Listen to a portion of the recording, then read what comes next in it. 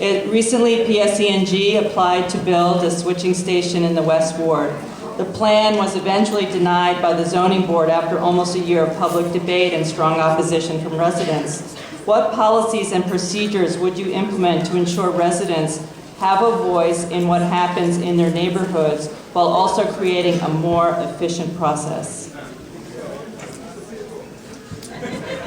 First and foremost, you have to have earlier notice. That was a situation where the community found out very late in the game about what was going on. So we're going to make sure that we're very transparent as a city government and that communities that are impacted by development have early notice about what it is that's being proposed, which will affect their neighborhoods, that'll affect their families, that'll affect their children. I talked earlier about environmental impact studies. So that anytime any new development comes into the city of Newark, that we actually have an analysis so we understand what this means for our communities. So that when the community has this conversation with its government, has a conversation with these developers or the PSE&G in this context, that there's actually good facts and good information so that the community is informed about the nature of the choice at hand.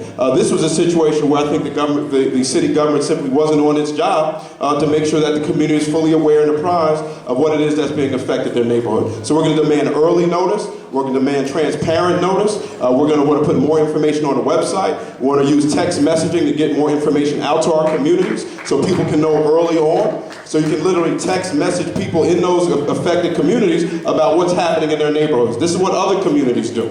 Oftentimes in our community we find out late and after the fact or in a haphazard manner about what it is that's being proposed that may affect us on a day in and day out basis. So through all of these mechanisms, we're going to make sure our community is, one, informed, but that before any decisions are made, that our community is valued, that it owns the process, because it is our families, it is our children who are living in these communities, it is our family, it is our children that will be affected by any additional environmental impacts that are triggered by these developments. And so we're going to make sure that our families and our communities have a primary seat at the table when we're making community decisions about how we're going to develop our community.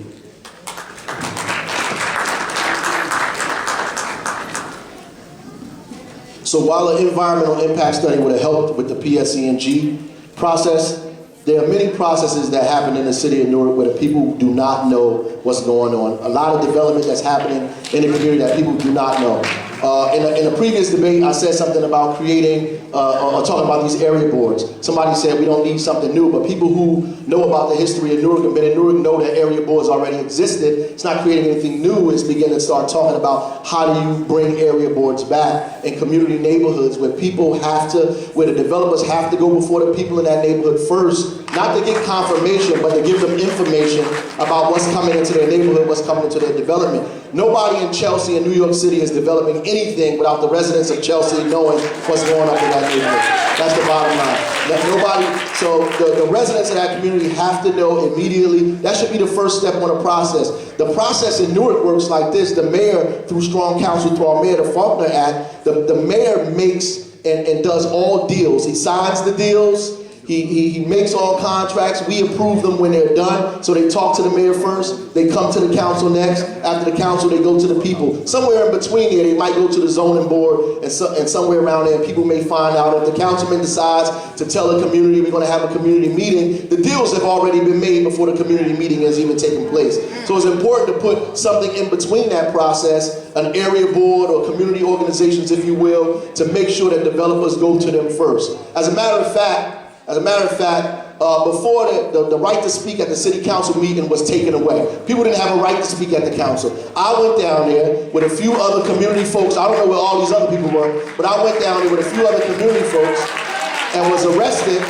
I got arrested at the public meeting trying to fight for people to have the right to speak. Now people are calling your phone saying Baraka was arrested at a public meeting. You're right, he was arrested at a public meeting trying to fight for the people to have an opportunity to speak at the public meeting.